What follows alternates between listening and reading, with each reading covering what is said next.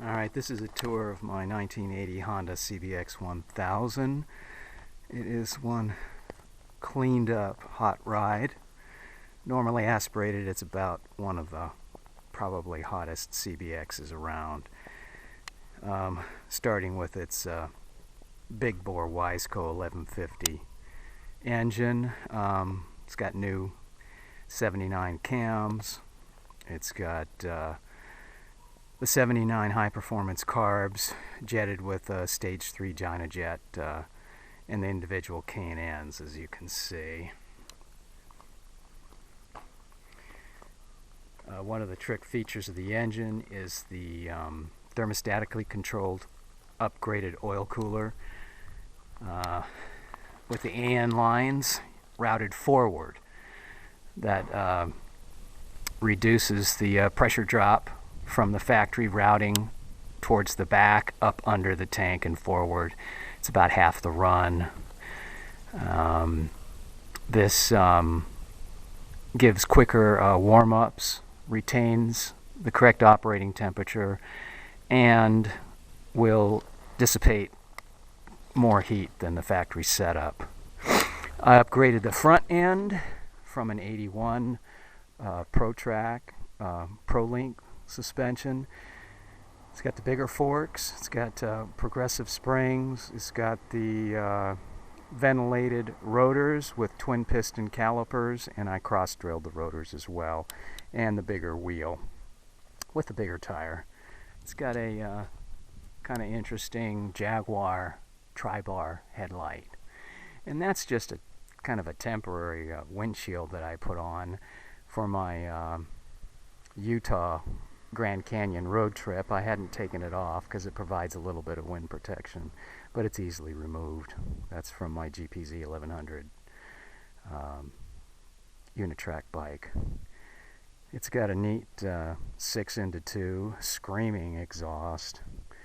It's got a VFR 1000 rear wheel, as you can see, with a larger tire, which is what I got it for. I've got a 160 on there versus the anemic 130 it comes with, just way too skinny for all this motor. And the associated caliper and rotor and torque arm that was adapted onto this bike to work. Gas shocks in the rear. It's quite a piece, really. Thing hauls ass. It's quite a looker as well, but he painted it this dark purple. It's not perfect. It's not a trailer queen. It's a beautiful, high attention getter driver is what it is. Really turns heads at the rock store for me. Works well. Bigger tires grip through Mulholland Canyon.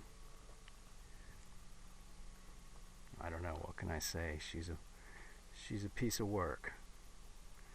I got 6 bikes. Actually, those dialed in carbs that took about a year to really detail in are crisper than my fuel injected FJR 1300. Really, the throttle response is more crisp than my my Yamaha.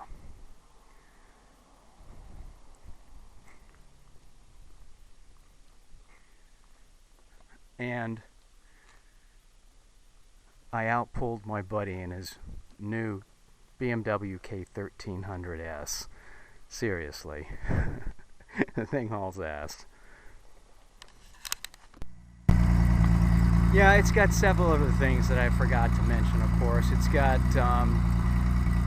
a oil pressure gauge right down there on the right, mechanical.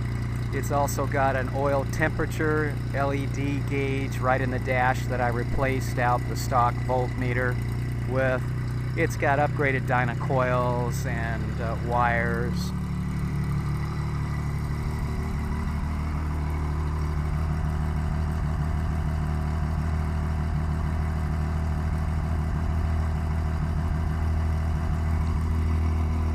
The head was the head ports were flowed by Valley Head.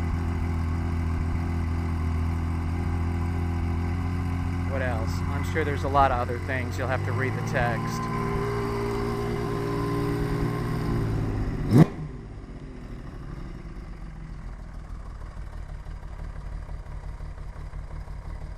Just purrs.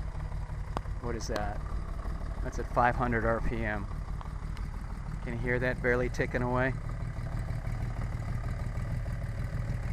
That's good carb sync, jetting, and valve adjustment.